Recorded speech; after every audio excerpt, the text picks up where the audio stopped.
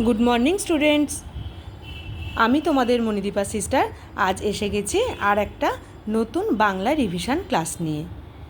Class শুরু করার আগে তোমাদের আর একবার মনে করিয়ে দিই, 26, 29, 30 3 দিন মান্থলি টেস্ট আছে 10টা থেকে 11টা।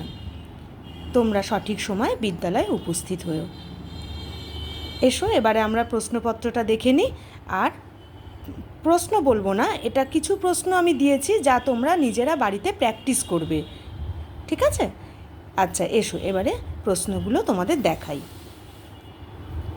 দেখো, ছায়ার ঘোমটা মুখে টানি কবিতাটি কবির নামসহ প্রথম 4 লাইন মুখস্থ লেখো।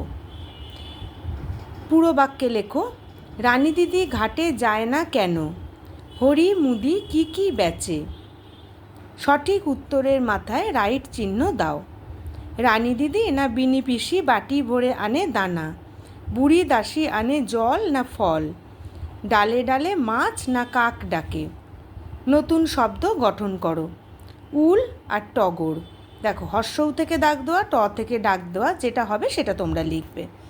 চাকা লাঠি, কায়ের থেকে দেওয়া, ঠয় হর্ষই থেকে দেওয়া দাগ। আর 5 নম্বরে দেখো একটা শব্দ ছক আছে, পাশাপাশি হচ্ছে তিল ক্ষেত, উপর নিচে হচ্ছে তিসি ক্ষেত। পাশাপাশি তিল ক্ষেত, ওপর নিচে তিসি ক্ষেত।